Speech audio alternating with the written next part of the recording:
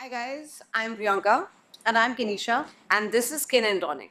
Welcome back to Kin and Tonic, where family and cocktails mix. Yes, and today on this episode, we are here to discuss about Drive to Survive, a show that I'm sure all of you are hooked on to. Well, this show is all about, for the uninitiated, this show is all about Formula One racing. And it's also not just about that, it's about the stories behind the racers. Yeah. So, for those of you that aren't aware, from Drive to Survive is a Netflix series. It's just dropped its 8th season on 27th Feb, so just last Friday. Okay. And it's absolutely a delight to watch. Yeah, super entertaining. I would think it's more entertaining than most movies, like most sport movies. You're always on the edge of your seat and you don't know which turn is going to go where. And, tempers are flying in the air and everybody's just like helter skelter. It's like, Yeah, it has, for sure, it has world class storytelling. yes. And World class pressure. and graphics. Yes. So, with that in mind, that's what we are going for today. You will know shortly why this is what we've chosen. Yeah. Honestly, we had to do this episode because Drive to Survive is perhaps the only show that has changed the way that people interact with the sport, especially a sport that is as mathematically driven as Formula One. Yeah, absolutely. And also the awareness around the sport was so less, and now people find it so engaging because of the storytelling that everybody is in a way, participating via their favorite contender. So it's Yeah, it's become made like people care. yeah, it's become like a community festive kind of a thing. Yeah. Absolutely. Which we absolutely love. So that's one of the reasons why Drive to Survive was one thing we wanted to talk about today. And it's also one of the only things that the both of us have both liked. Yeah. So both of us binge watched that show.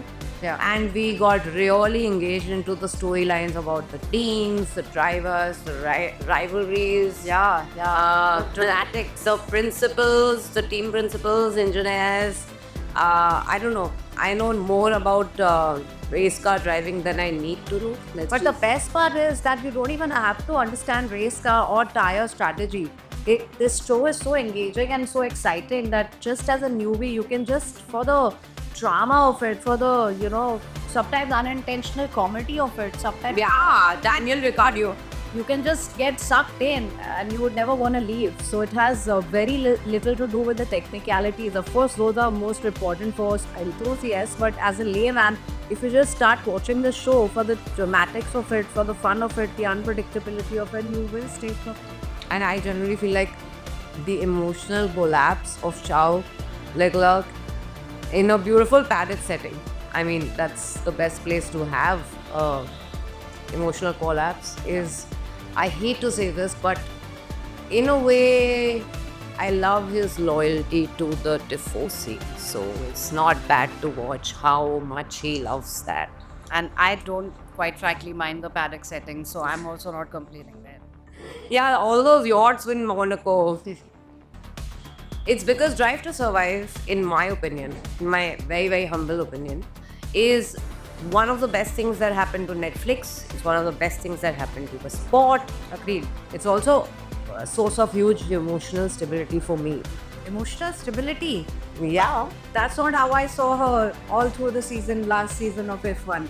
No, it's not a show for me. It's a experience. Of like dealing with the ups and downs and then I swear. And last season was a very ups and downs season for sure. yeah, that is So, after I don't know how many years, there has been a three-way battle for number one. So, very exciting. there's been so many times at home that we've had fights, we've been at loggerheads with each other because her favorite happens to be Lando Norris. Not my favorite. I really wanted him to have at least one win, and he had that. So now he's not your favorite, right? now he can. Yes or no answers only. Is he your Him and Charles are my favorite. No, you have to give one name. Is he your favorite or not? Yeah. No, shit. So then I can't say anything further. But I could never understand. My favorite is always been Max. So I wanted to ask you why. How come you never liked Max? Like, how come you never? You so Max is very talented. Nobody is denying that. But there's a reason that Max's pet name is Crash Stappen. So that was in the past. Now he's become very well turned out and very. no, it's not about no. It wasn't about his conversations in public relations, right? It was the way that he drives is just at the edge of the rules. Yeah, yeah. And for me, because I am very much a rule keeper, not a rule breaker, doesn't sit easy. But great sportsmen, whoever made a mark, and had like lasting impact, are the ones who did break the rule a little bit. No, some of them didn't actually. Roger Federer is a great example. Yeah, Roger Federer is one, but Ayrton Senna, he used to. Ayrton Senna died in a fire on the track. Yeah, but he used to take huge risks, But not everybody. And also, I would say that let's not compare Verstappen with Senna because very different driving styles and Fair enough.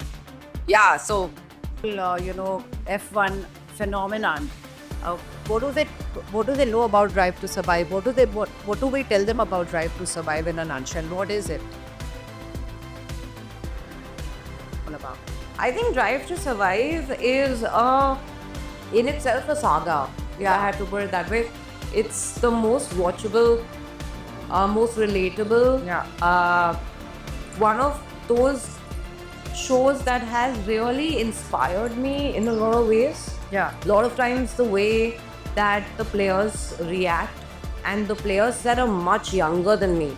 Yeah. It's very inspiring. So Inspiring without being boring or without Exactly. being preachy. It's inspiring with being like, just them entertaining the day. Yeah, just them being entertaining and, just very. Just being that way. Just them being that way. Yeah, exactly.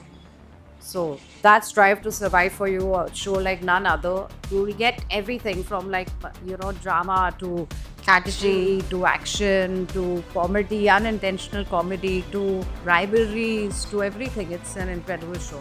Fear, ego, yeah, all of that wrapped up in a. And no, Netflix is not paying us for this episode. Not at all. Welcome back to Kin and Tonic, where family and cocktails mix.